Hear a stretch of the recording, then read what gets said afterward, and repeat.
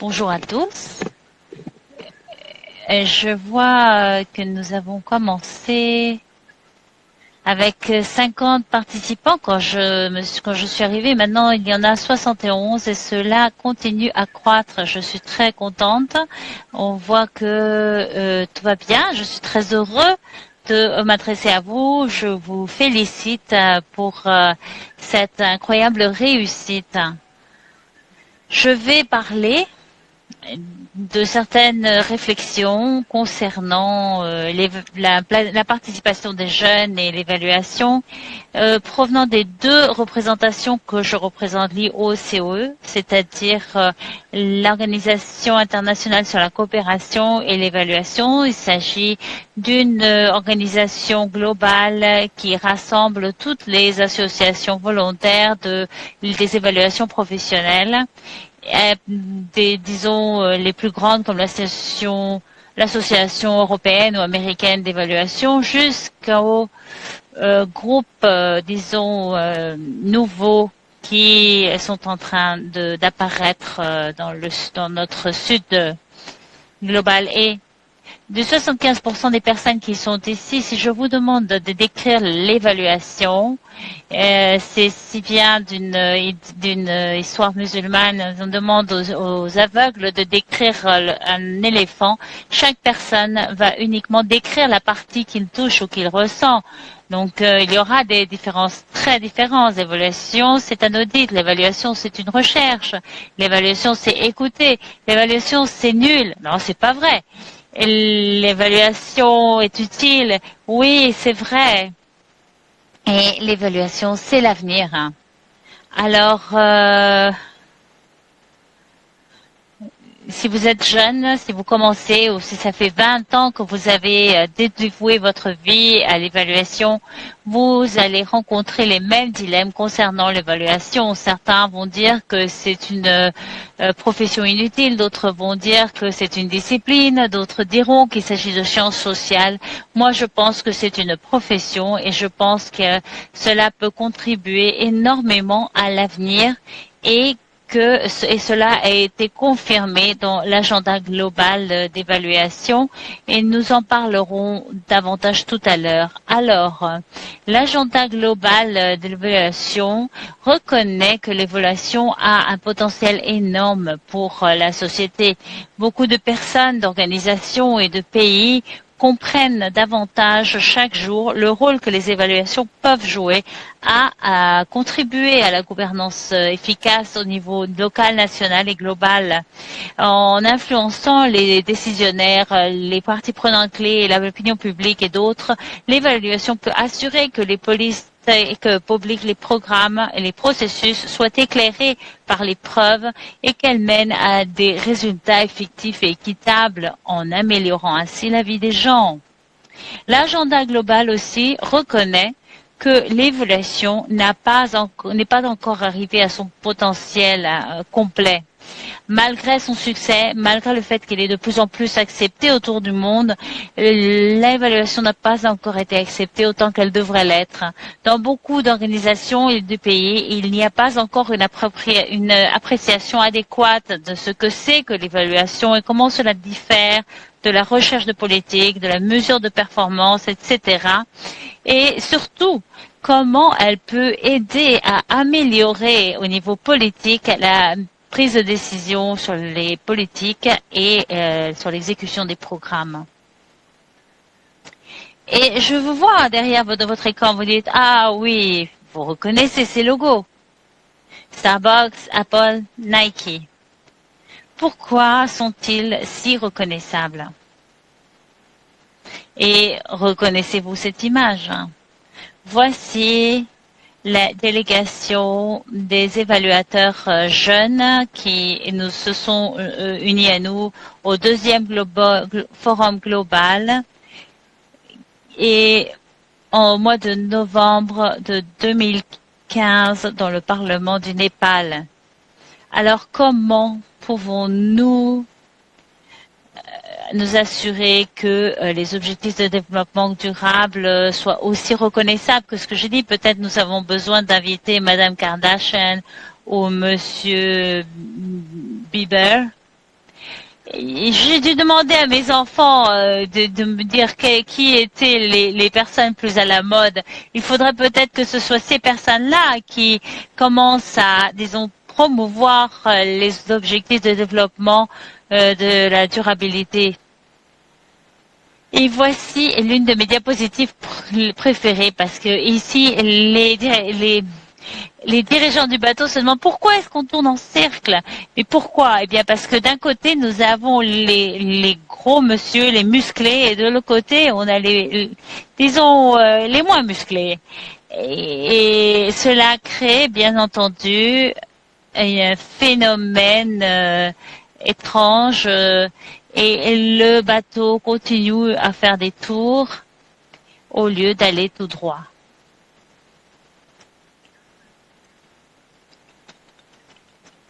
Alors, est-ce que les évaluateurs et la profession d'évaluatrice continuent d'inspirer la justice sociale, l'équité et l'innovation, l'inclusivité et les droits humains?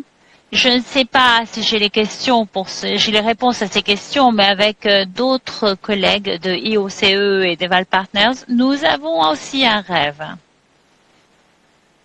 Et ce rêve, nous l'appelons Eval Partners. Eval Partners, c'est plutôt ça. Il y a beaucoup d'associations d'évaluation, mais aussi des réseaux spécialisés, des fondations,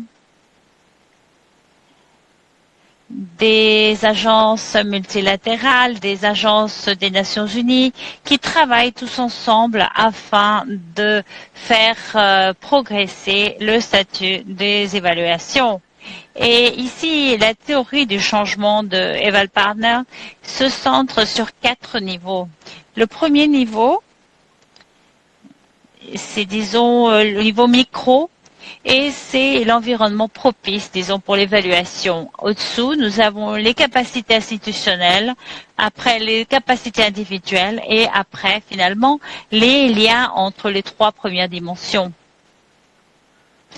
Et toutes ces institutions que je vous ai montrées sur la diapositive et toutes les personnes incroyables qui y travaillent, parce que rappelez-vous, les institutions sont construites sur la base de personnes. Et ils ont été capables de faire des choses merveilleuses dont je vais vous parler. Et je pense que la réussite la plus importante à ce niveau, c'est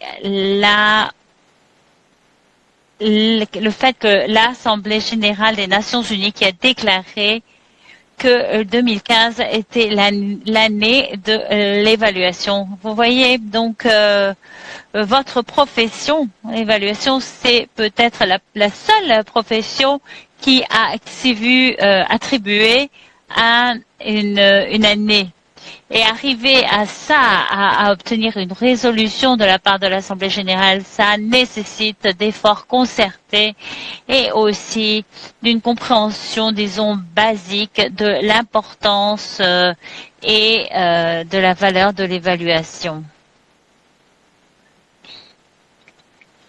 Voici donc l'agenda 2020. Si vous n'avez pas encore pu la voir, eh bien, Eval Partner va vous montrer directement l'agenda. Et nous voyons là l'essence de ce qu'il s'agit, ainsi que le document complet, et nous parlons de 120 pages.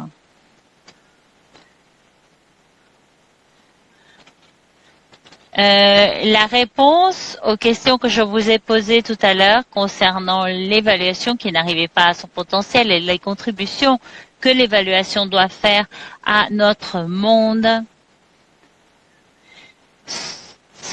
est mentionné ici très clairement sur cet agenda de l'évaluation globale. Et on dit que pour atteindre son potentiel complet, l'évaluation doit combiner des méthodes et des techniques efficaces et les valeurs qui impulsent les politiques dirigées vers l'intérêt public. Et c'est là que nous soutenons collectivement l'évaluation en tant qu'un outil pour améliorer la prise de décision, la gouvernance, la conception de programmes, l'exécution de programmes, mais aussi atteindre des résultats plus équitables, inclusifs et durables pour tout le monde.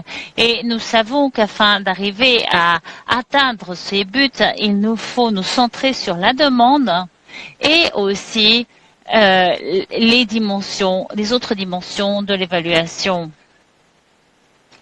Voici la roue où nous expliquons aussi la théorie de changement de l'agenda global. Et ici, nous avons au centre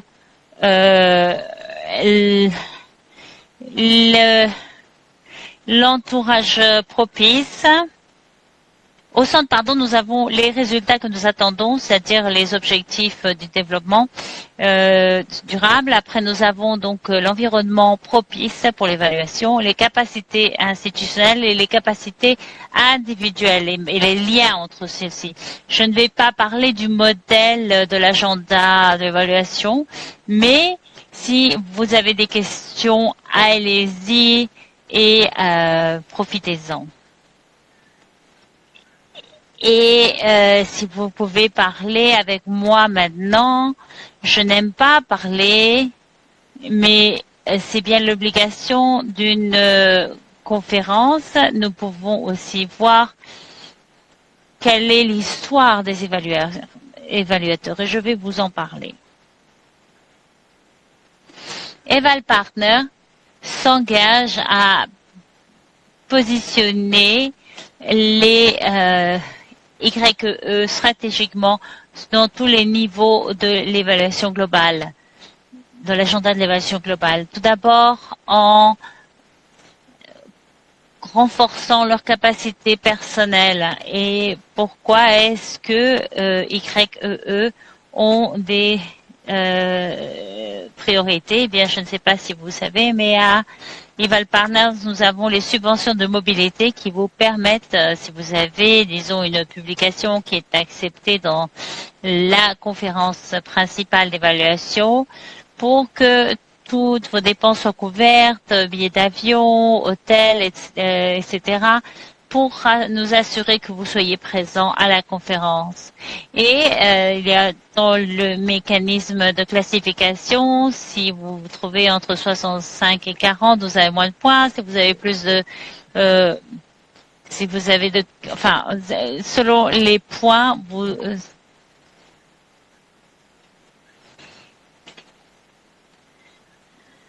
nous avons aussi...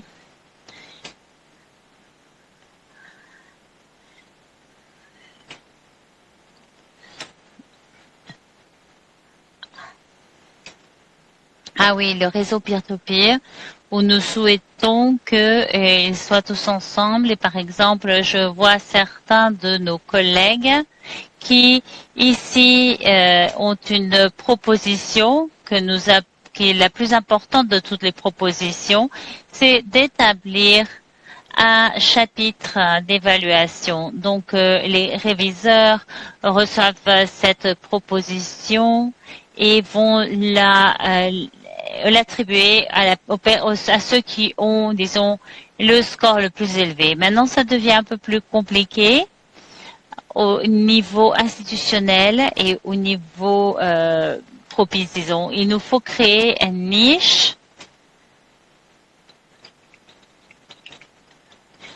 Nous nous occupons du côté de lobbying, de notre côté, mais nous comptons sur vous pour vous occuper du lobbying de votre côté. C'est une idée dont nous parlions hier et c'était peut-être de renforcer que toute évolution qui ait lieu dans ces pays devrait être en tant que composant obligatoire un jeune évaluateur, mais qui peut-être ne serait pas le principal, mais qui au moins mais enfin, cette jeune personne prendrait partie de l'évaluation et apprendrait donc de ce processus. Et c'est un aspect très important qui peut alors passer au niveau individuel, après au niveau institutionnel, et cela peut être assez important.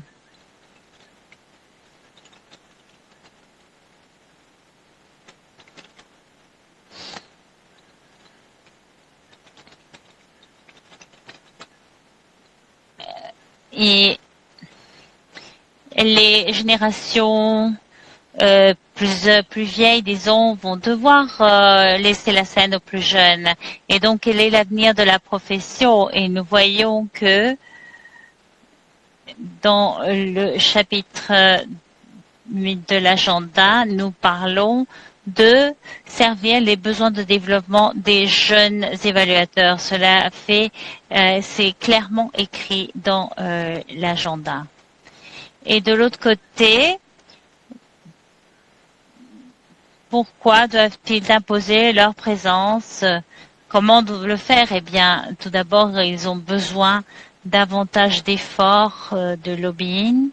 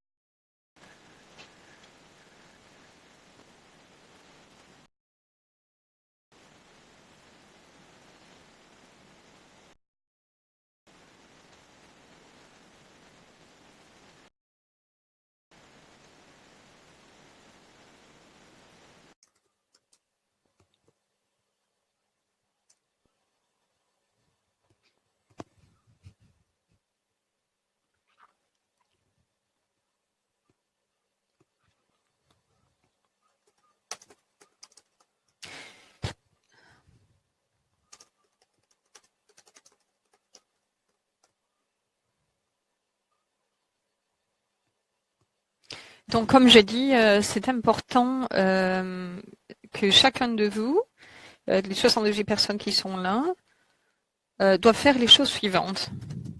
Il faut qu'il y ait un plaidoyer plus important. Il faut avoir une éducation formelle, une évaluation formelle. Il faut prouver qu'on peut faire l'évaluation d'une façon différente. Vous êtes le maître du big data, vous êtes le maître de tout ce qui se produit. On est dans une génération où on essaye de voir si... Donc, vous êtes la personne qui maîtrise les nouvelles techniques et finalement, il faut imposer vos présences pour la recherche, les publications, les conférences, etc. Donc, finalement, il y a 5 messages dont il faut se souvenir, de ma part donc. Le premier est de vous engager au niveau régional et local. Il ne faut pas succomber à la tentation de l'évaluation doit être au centre de chacun des organismes bénévoles que vous les évaluez. Donc les organismes VOP, donc, qui sont les organismes bénévoles de l'évaluation professionnelle, donc OBEP, dans l'évaluation des sociétés et de partout. Il faut qu'il y ait des unités de jeunes qui soient aussi présents. Donc, VOP, je vous rappelle, c'est les organismes bénévoles de l'évaluation professionnelle, donc les OBEP. Il faut vous engager au niveau local et régional. Il faut créer des unités aussi dans leur cadre. Et deuxièmement, il faut vous prouver à vous et aux autres que vous pouvez effectuer l'évaluation d'une façon différente. Il faut avoir une pluralité logique. Il ne faut pas refaire sur la même chose. Et le troisième message, donc, est qu'il faut apprendre de la part de ceux qui ont plus d'expérience et apprendre vous-même aussi. Il y a des mécanismes d'éducation gratuits qui sont soutenus par Eval. Donc, vous voyez le site là, donc connectez-vous dessus et vous pourrez ainsi améliorer votre pratique. Le quatrième message, c'est donc d'établir une réputation. C'est seulement en pratiquant qu'on apprend, donc. Même les experts ont dû commencer au bas de l'échelle et progresser.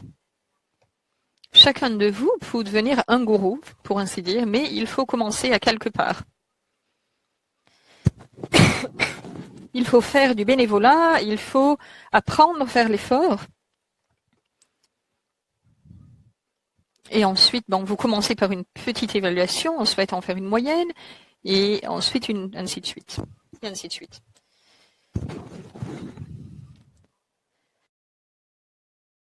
Et donc, si il n'y a pas d'opportunité qui se présente, il faut forcer la porte, pour ainsi dire. Et vous pouvez le faire de cette façon avec Evalue. Donc, je vous remercie de m'avoir écouté. Donc, merci beaucoup, Siad. On apprécie votre présentation qui nous a donné des aperçus intéressants. Maintenant, on va passer à la présentation de Bianca Montrose-Morehead.